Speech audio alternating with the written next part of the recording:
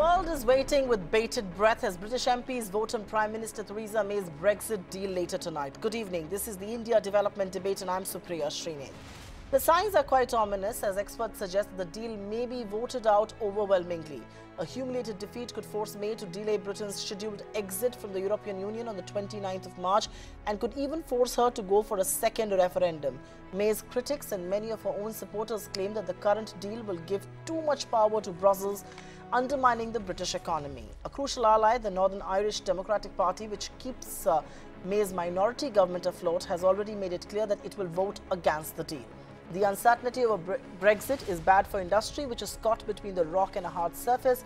Also hit will be India-owned companies like JLR that have been enjoying the benefits of a common marketplace. The big vote on Brexit and what it means to the world politics, the economy, and especially the Indian companies is a big point of focus right here on the India Development Debate. This evening, joining us is a special panel. Jayant Dasgupta, former ambassador and former permanent representative of India to the WTO. Arnab Das, head of emerging markets Macro Invesco.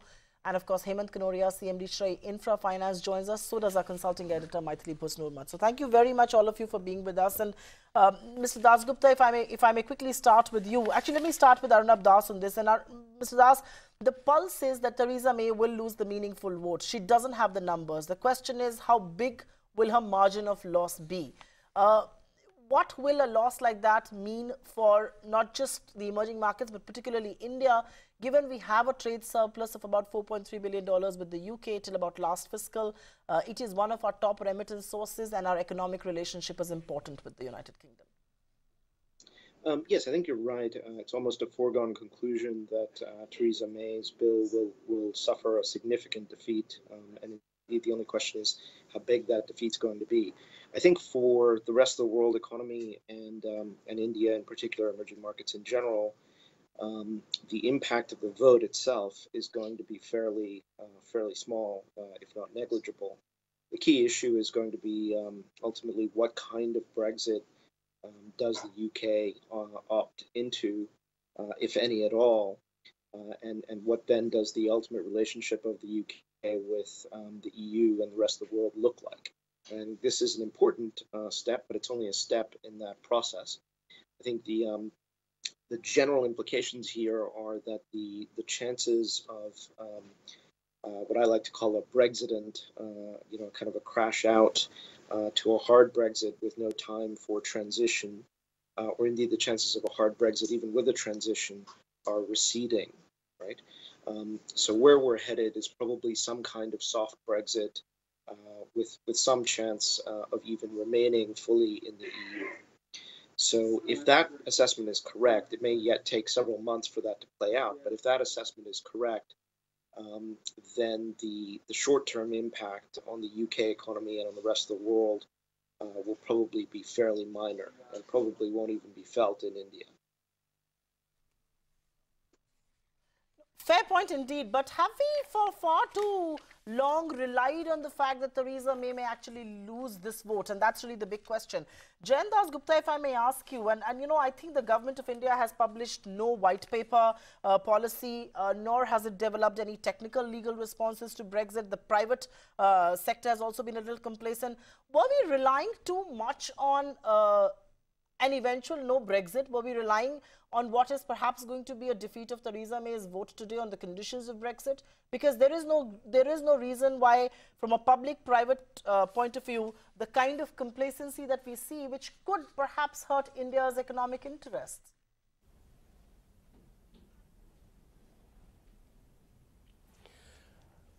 I feel that India has not been complacent. We have been watching the developments in Britain very carefully. But there has been a lot of uncertainty, especially in the last 2 months or so, since the British Prime Minister postponed a vote on the Brexit deal. The issue is that now there are 3 alternatives which are available, and it will be clear in a short while from now when the vote takes place. The first one is whether Britain accepts Prime Minister May's Brexit deal. The second option is a no deal, which Prime Minister May has been forecasting will mean doom for the British economy. And the third, which Prime Minister May has been totally against is a second referendum. Now, the first one is unlikely to go through in Parliament today. The second one is going to be disastrous because economic analysis has shown that the British economy will shrink by about 10%, 9 to 10%. The third one appears to be something which is a distinct possibility. Even Prime Minister Gordon Brown has mentioned some time ago that Britain should go in for a second referendum. So the outcome is marred, is clouded in total uncertainty, and India has been watching it very carefully. There are very abiding interests that India has in the British economy, especially since a very large number of Indian expatriates are there in the UK, and it is a large source of inward FDI as well as outward FDI. The remittances which come from Britain are also considerable.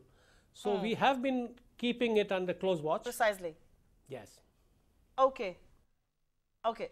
Mr. Dasgupta, give me a minute. I'll take this quickly across to our consulting editor, Maithili Busnur. Maithili, have private sector firms in India thought through strategies or tactics about the impact of Brexit, or were we actually relying on one not happening anytime soon? And if Theresa May does lose the vote today, which it looks like is a certainty right now, does this only prolong the uncertainty in many ways for India?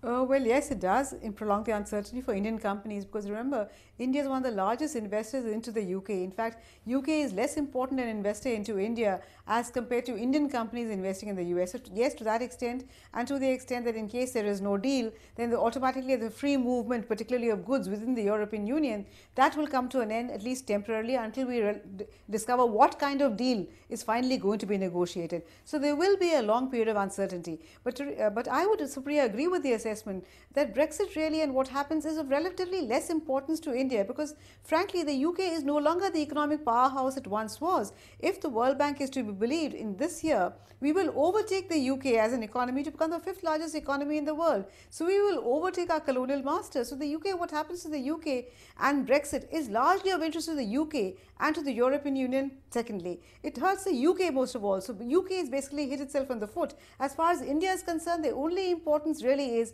that London is still the financial capital of the world. So what does no deal, hard deal, etc. mean for the future of London? What does it mean for Indian companies? That is greater importance. But beyond that, I do not think the heavens will fall. The UK is by and large a spent economic force. I think, I'll take this across to Arnav Das, and Arnav, I wonder if you agree with Maithili that is UK a spent force, and, from an economic might and economic power point of view, India perhaps is far more relevant than the United Kingdom, though Mumbai is no London, and I mean it in every sense of the word. Indeed, I'm not sure I'd go quite so far as to say that the UK is an entirely spent economic force. Even if India is the 5th largest economy in the world, the UK is still going to be the 6th or 7th, and eventually, it may recede somewhat further in the league tables of global economic size, but it'll still be up there because it's a high-income country. It's still going to have an important role as a global financial center. Really, what seems to be happening when it comes to the financial center for the Eurozone, that seems to be gradually migrating out of London, out of the city of London, into the European Union and the Eurozone. But it's not going to any one particular city, right? Parts of it are going to Dublin, parts of it going to Amsterdam, and some significant amounts going to France and to Paris and to Frankfurt in particular. So the Eurozone is not developing an alternative single financial center to London. What's happening is that it's becoming perhaps more like it was in the 1990s before the euro was introduced, even though the euro is still here now. That suggests London will still remain disproportionately important as a financial center in the European time zone and as a global center, although New York and other financial centers in Asia, perhaps eventually including Mumbai, but probably Singapore, Hong Kong, will continue to gain some ground, maybe even a significant amount of ground. So I would agree only up to a point that the UK will become somewhat less important than it has been, but it will far from disappear off the map. As far as the signal that's contained in this Brexit issue and the way the UK ends up dealing with it, I think that could be quite important as a political signal, as a signal about policy and about political economy. Right?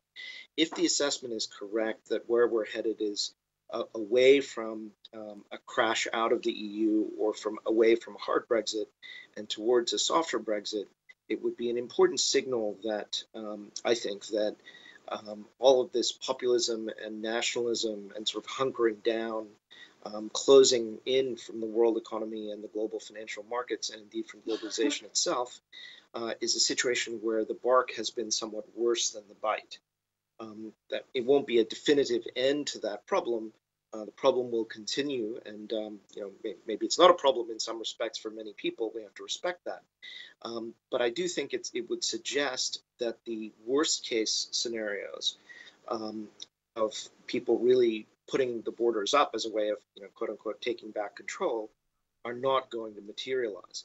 And I think in this regard, the UK is still quite an important bellwether for the political process and for political economy in the world as a whole, right?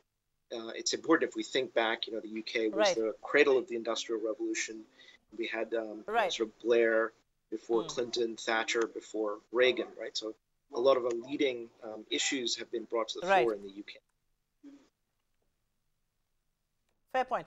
Let me take this across to Jayant Das Gupta. And, as somebody who's been at the WTO and all of that, is Brexit really an opportunity for India to reset the legal terms of its trades, both with UK and EU?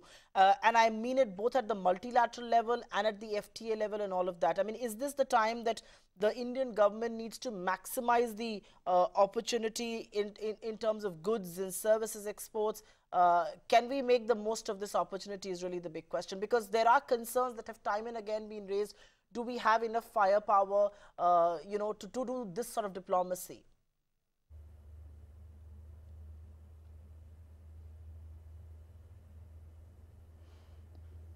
As far as Brexit is concerned, we have to look at it from our services exports point of view. The UK was a good staging post for many of our services companies, and because of the passporting arrangement, people who were stationed in the UK could move in and out of the EU to discharge their responsibilities against contracts in a seamless manner. Now, that is something which a hard Brexit will exclude. So that is going to hit our services exports to the rest of the EU quite significantly. Now, as far as leveraging this Brexit is concerned to better our trade relationship with the EU and Britain is concerned, the EU is not going to change in terms of its commitments at the WTO. So we are not going to be able to get any additional benefits from the UK leaving the EU.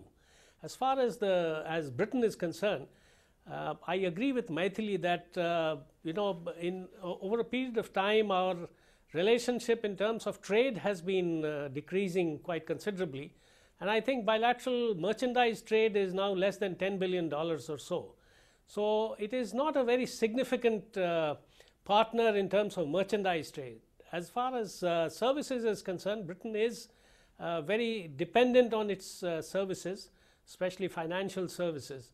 So if there is a decline in London as a financial services center, the numero uno of the world, that is going to affect us, because it is going to affect finances in financial transactions, and we we export a lot of our talents to the city in London. So that is going to get affected. But of course, we will have arrangements with the EU, which we have. As far as the last point is concerned about the free trade agreement that has been under negotiation since 2007 or 2005 really, I don't think that is really going to get changed in a hurry because of the exit or not or no exit of Britain. But there may be an added impetus if Britain stays on and there is a fresh look taken, because the European Union again has started talking to the US about a massive transatlantic trade agreement. So the EU will continue to be very, very important, Britain much less so.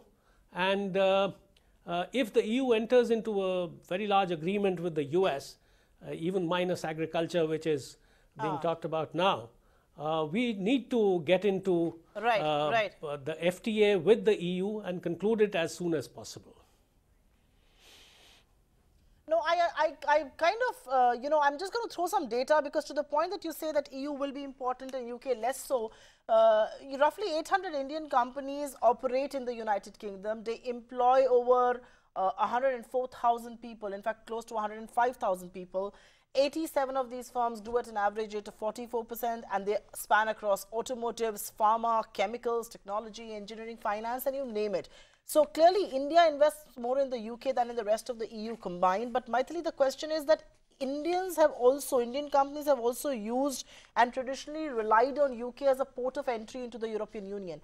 If the divorce were to happen, and I'm going to next discuss the possibilities of no divorce and no exit whatsoever, but if that were to happen, what happens to that port of entry? And that will mean going back to the drawing book altogether. Well, yes, Supriya, it is true that Indian companies have invested in large amounts in the UK, but let's not forget that all the employment that has been created in the UK is of UK nationals, not of Indians. So India has invested in the UK and the UK has benefited. Yes, Indian companies have used the UK as a port to move into the rest of Europe, but that might not change entirely depending on what kind of Irish backstop agreement we get, depending on what kind of border we get between Northern Ireland and the rest of Ireland. So that is something that is still open to negotiation.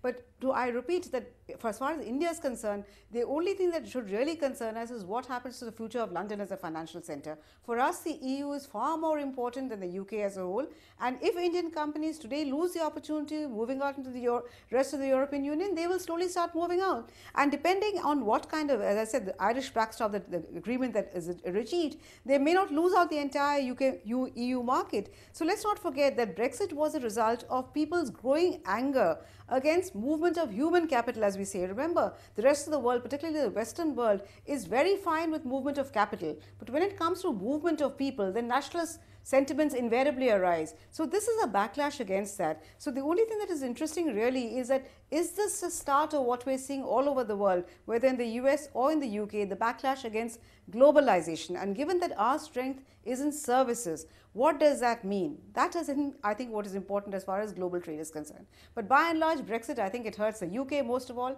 the rest of the world far less, and India much, much less. No, I kind of agree with you, but the question is that if it is about movement of people, and obviously Britain voted, for a Brexit because they did not want the East Europeans, the Polish, and all of those people to be there and doing their works. How much time before the finger gets pointed at Indians who go to the UK? The fact that Indians who will seemingly take away the job. I mean, look at the US debate from China and all of that. It's now shifted to H1B, and that is a potent cause of concern as well. Is it not, Arnab Das? Yes, I think it is. I think, there is a great deal of nationalism when it comes to the migration of people from other parts of the world in the West, just as there is in the East, right? I mean, I think if you ask this question in many countries, you'll find that people, I think, are not happy if there are large numbers of people coming in from other countries, obviously because they're different. Now, of course, the UK was the first country to kind of ask this question and make that an obvious and salient issue in the Brexit referendum campaign, with the result that we all know. And as you say, that has become an issue brought to the fore in the United States by President Trump during his campaign as well.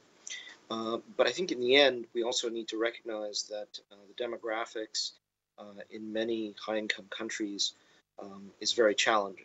Right, and part of the debate in the United Kingdom was about the choice between any kind of worker or person who wanted to come in from somewhere else in the EU versus the UK having a choice about what sort of migration there would be.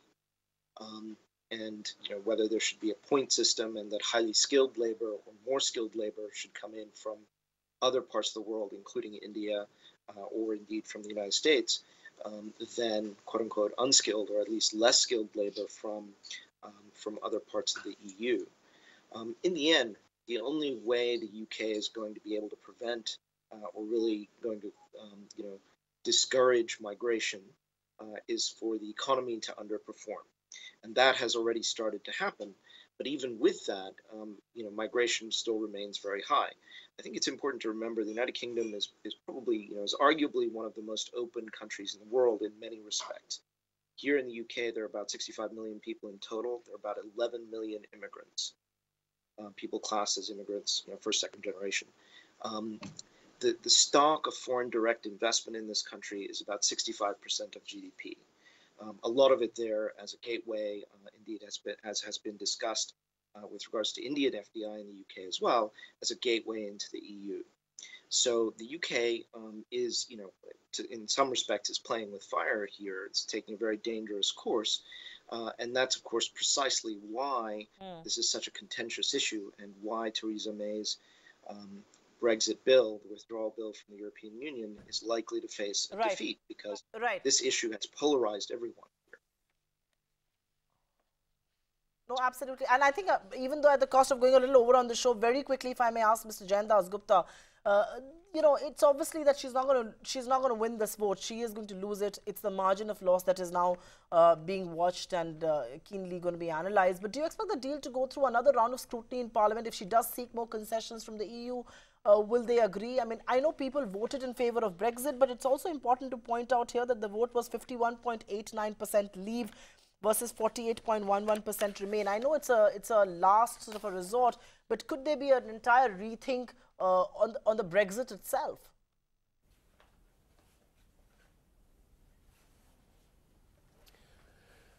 I think the EU has made it very clear. President Juncker and Michael Barnier, the chief negotiator, have made it clear that this is it. There will be no further negotiations. If Britain accepts it, well and good. If it doesn't, it will have to think of an alternative. The EU is not going to negotiate because it has exhausted all the concessions that it could possibly give. So that route, I am afraid, is closed. And so it is incumbent upon the British Parliament and the British people to think of what path they are going to follow, whether it is going to be Prime Minister May's Brexit deal or no deal, or possibly a referendum and a rethink. And there is one last point which I wanted to mention. This has been pointed out by legal experts also. Article 50 is not cast in stone in the sense that 29th of March 2019 can be deferred. Britain can ask for a deferment of the exit date, and if the other 27 countries of the EU agree on that, that can be put off. So there is no hurry really. If Britain wants, there could be a rethink on this aspect at least. Okay, fair point indeed. On that note, completely out of time here, but thank you very much, Jayandas Gupta, Arnab Das, and of course Maithili Pastoormat for joining us on this edition of the India Development Debate. I think the question that a lot of people will be asking this evening is, was Brexit referendum a hasty decision which is now at the mercy of Britain's political class? And what will the repercussions of this be, not just on Britain, but the global economy and India as well? For now, it looks like we will not be at such a huge receiving end. If things to get uncertain, the uncertainty will linger. Thank you very much for being with us on this edition of the India Development Debate. We take a breather.